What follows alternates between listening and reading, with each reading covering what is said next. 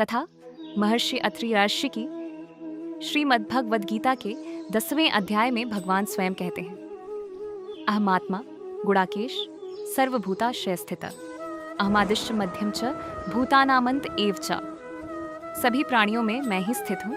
फिर भी संसार में कुछ ऐसी विरली महान व्यक्तियाँ हुई हैं जिनमें भगवान की शक्ति प्रत्यक्ष दिखाई देती है। वे वास्तव में भगवत स्वरूप थीं। आज हम ऐसी ही एक दिव्य विभूति को नमन करते हैं। वैवस्वत मनमंत्र में एक विचित्र समय आया था। जिनके पास शक्ति, वैभव और साधन थे, वे अपने ऐश्वर्य और सुख सुविधाओं में डूबे हुए थे। वे केवल भौतिक सुखों को प्राप्त करने का प्रयास कर रहे थे।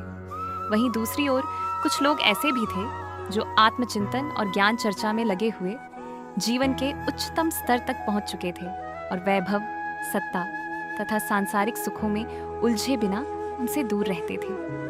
ऐसे समय में प्रजापति ने साध्य देवताओं के साथ मिलकर 3 वर्षों तक ज्ञान चर्चा रूपी यज्ञ किया। उस समय उन्होंने प्राचीन वेदों का स्मरण करते हुए अपनी ज्ञानपूर्ण वाणी से प्रवचन दिए और अमृततुल्य ज्ञान का वितरण किया। वहाँ अनेक ज्ञानी पुरुष एकत्रित हुए थे और गहन चर्चा चल रही थी।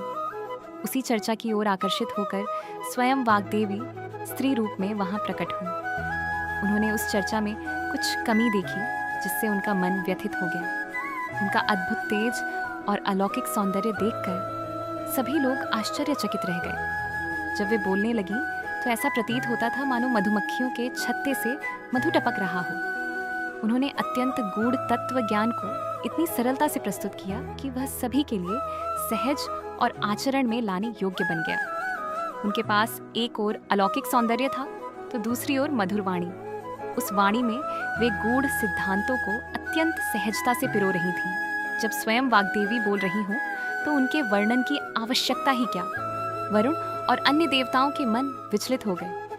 वे सभी ज्ञान चर्चा में लगे थे, परंतु उनके मन में यह भावना उत्पन्न होने लगी कि यदि ऐसी सुंदर और मधुर वाणी वाली स्त्री के साथ गृहस्थ जीवन व्यतीत करने का अवसर मिले तो कितना अच्छा हो।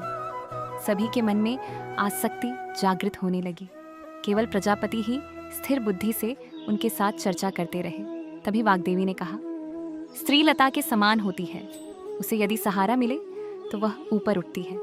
वह ऐसा साथी चाहती है जो उसके जीवन को ऊंचाई तक ले जाने में सहायक हो। इस सभा में मेरी दृष्टि प्रजापति की ओर आकर्षित हुई है। यदि मुझे इनके साथ रहने का अवसर मिले तो मेरा जीवन और अधिक उन्नत होगा।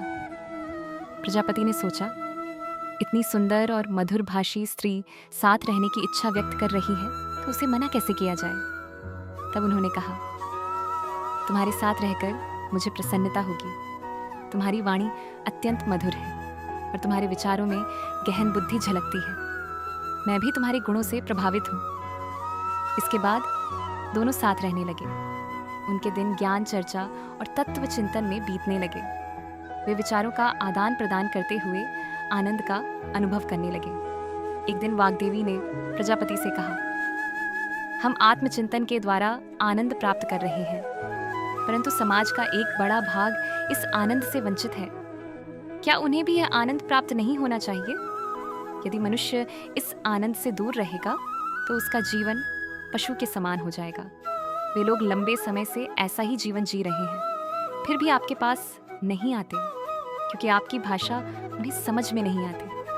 प्रजापति ने उत्तर दिया, तुम्हारी बात सत्य है, परंतु जो कार्य जिस प्रकार होना चाहिए वह उसी प्रकार होगा।